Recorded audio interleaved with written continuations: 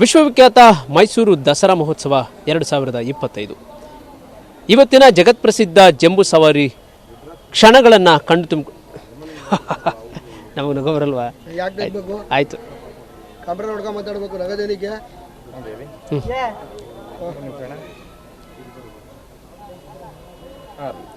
ಜಗತ್ಪ್ರಸಿದ್ಧ ಜಂಬೂ ಸವಾರಿ ಮೆರವಣಿಗೆಯನ್ನು ಕಣ್ತುಂಬಿಕೊಳ್ಳಿಕ್ಕೆ ಈಗಾಗಲೇ ಲಕ್ಷಾಂತರ ಮಂದಿ ಮೈಸೂರಿಗೆ ಆಗಮಿಸಿರತಕ್ಕಂಥದ್ದು. ಇನ್ನೇನು ಕೆಲವೇ ಕ್ಷಣಗಳಲ್ಲಿ ಆ ಒಂದು ಗತವೈಭವ ಆರಂಭವಾಗಲಿದೆ. ಲಕ್ಷಾಂತರ ಪ್ರವಾಸಿಗರ ಕಣ್ತುಂಬಲಿದೆ. ಇನ್ನು ಜಂಬೂ ಸವಾರಿ ಮೆರವಣಿಗೆಯ ಪ್ರಮುಖ ಆಕರ್ಷಣೆ ಅಂತ ಹೇಳಿದರೆ ಅದು ಗಜಪಡೆ. ಅದರಲ್ಲೂ ಬಹಳ ಪ್ರಮುಖವಾಗಿ ಕ್ಯಾಪ್ಟನ್ ಅಭಿಮನ್ಯು 750 kg ತೂಕದ ಚಿನ್ನದ ಅಂಬಾರಿಯನ್ನು ಹೊತ್ತು ಸಾಗುವಂತಹ ಆ ಒಂದು ಕ್ಷಣಗಳು. ಹೀಗಾಗಿ ದಸರಾ ಜಂಬೂ ಸವಾರಿ ಮೆರವಣಿಗೆಯಲ್ಲಿ ಪ್ರಮುಖವಾಗಿ ಕಂಡುಬರತಕ್ಕಂಥ ಗಜಪಡೆಗೆ ಈಗ ಸಿಂಗಾರವನ್ನು ಮಾಡತಕ್ಕಂಥ ಒಂದು ಕೆಲಸವನ್ನು ಮಾಡಲಾಗ್ತಾ ಇರತಕ್ಕಂಥದ್ದು. ಅರಮನೆಯ ಆವರಣದ ಕೋಡಿ ಸೋಮೇಶ್ವರ ದೇವಾಲಯ ಏನಿದೆ, ಈ ಒಂದು ದೇವಾಲಯದ ಬಳಿ ಆನೆಗಳಿಗೆ ಅಂದರೆ ಈ ಬಾರಿ ದಸರಾದಲ್ಲಿ ಭಾಗಿಯಾಗ್ತಾ ಇರತಕ್ಕಂಥ 14 ಆನೆಗಳಿಗೂ ಕೂಡ ಸಿಂಗಾರ ಮಾಡುವಂತಹ ಒಂದು ಕೆಲಸವನ್ನು ಮಾಡಲಾಗ್ತಾ ಇರತಕ್ಕಂಥದ್ದು. ಕ್ಯಾಪ್ಟನ್ ಅಭಿಮನ್ಯು ನೇತೃತ್ವದ 14 ಆನೆಗಳು ಇವತ್ತಿನ ದಸರಾ ಮಹೋತ್ಸವದಲ್ಲಿ ಭಾಗಿಯಾಗ್ತವೆ. ತಾಯಿ ಚಾಮುಂಡೇಶ್ವರಿ ಆಸೀನಳಾಗುವಂತಹ 750 kg ತೂಕದ ಚಿನ್ನದ ಅಂಬಾರಿಯನ್ನು ಹೊತ್ತು ಕ್ಯಾಪ್ಟನ್ ಅಭಿಮನ್ಯು ಸಾಕ್ತಾನೆ. ಆ ಕ್ಯಾಪ್ಟನ್ ಅಭಿಮನ್ಯುವಿಗೆ ಕುಮ್ಕಿ ಆನೆಗಳಾಗಿ ಕಾವೇರಿ ಮತ್ತು ರೂಪ ಆನೆಗಳಾದರೆ, ಪಟ್ಟದ ಆನೆಯಾಗಿ ಶ್ರೀಕಂಠ, ನಿಶಾನೆ ಆನೆಯಾಗಿ ಧನಂಜಯ, ಜೊತೆಗೆ ನೌಪತ್ ಆನೆಯಾಗಿ ಗೋಪಿ ಆನೆಗಳು ಸಾಕ್ತವೆ. ಇನ್ನುಳಿದಂತಹ ಆನೆಗಳು ಸಾಲಾನೆಗಳಾಗಿ ಸಾಕ್ತವೆ. ಈ ಒಂದು ಹಿನ್ನೆಲೆಯಲ್ಲಿ, ಈ ಒಂದು ಸಂಭ್ರಮದಲ್ಲಿ ಆನೆಗಳು ಬಣ್ಣದ ಚಿತ್ತಾರಗಳಿಂದ ಕಂಗೊಳಿಸ್ತವೆ. ಈಗ ನಾವು ಕಾಣ್ತಾ ಇರತಕ್ಕಂಥ ಆನೆ ಏನಿದೆ, ಇದು ಬಲಶಾಲಿಯಾಗಿರ್ತಕ್ಕಂಥ ಭೀಮಾ ಆನೆ. ಈ ಒಂದು ಭೀಮಾ ಆನೆಗೆ ಕಲಾವಿದರಾಗಿರುವಂತಹ ನಾಗಲಿಂಗಪ್ಪ ಅವರ ನೇತೃತ್ವದಲ್ಲಿ ಬಣ್ಣದ ಚಿತ್ತಾರವನ್ನು ಬಿಡಿಸಲಾಗ್ತಾ ಇರತಕ್ಕಂಥದ್ದು. ಪ್ರಮುಖವಾಗಿ ಹುಣಸೂರು ಮೂಲದ ಸುಮಾರು 8 ಜನ ಕಲಾವಿದರ ಈ ಒಂದು ಕೈಚಳಕದಲ್ಲಿ ಈ ಒಂದು ಸಿಂಗರಿಸುವಂತಹ ಒಂದು ಕಾರ್ಯ ಆಗ್ತಾ ಇರತಕ್ಕಂಥದ್ದು. ಆನೆಗಳ ಕವಿಗಳ ಮೇಲೆ ಶಂಖವನ್ನು ಬರೀತಕ್ಕಂಥದ್ದು ಇರಬಹುದು, ಜೊತೆಗೆ ಶಂಖ ಚಕ್ರ, ಸೊಂಡಿಲ ಮೇಲೆ ಗಂಡಬೇರುಂಡ ಇರತಕ್ಕಂಥದ್ದನ್ನು ನಾವು ಕಾಣ್ಬೋದು. ಇದನ್ನು ಮೈಸೂರು ರಾಜವಂಶಸ್ಥರ ಲಾಂಛನ ಅಂತಲೂ ಕರೆಯಲಾಗತ್ತೆ.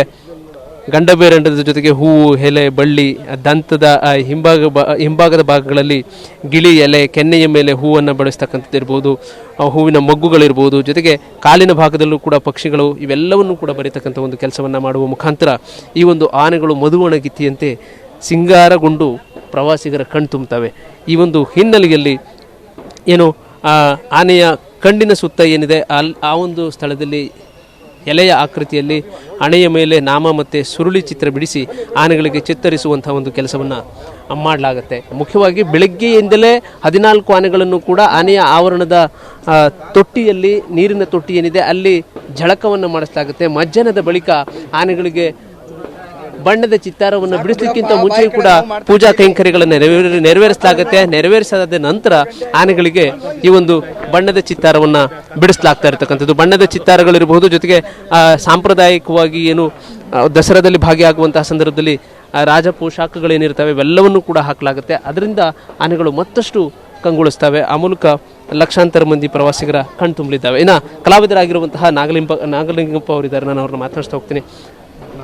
ನಾಗಲಿಂಗಪ್ಪ ಅವರೇ, ಏನೆಲ್ಲ ನಡೀತಾ ಇದೆ ಈಗ? ಜಂಬೂ ಸವಾರಿ ಪ್ರಾರಂಭ ಆಗ್ತಿದೆ. ಅದರ ಮುಂಚೆನೇವಾಗಿ ನಾವು ಕಲರನ್ನು ಮಾಡ್ತಿದ್ದೇವೆ, ಇದಕ್ಕೆ ವರ್ಣಚಿತ್ರ.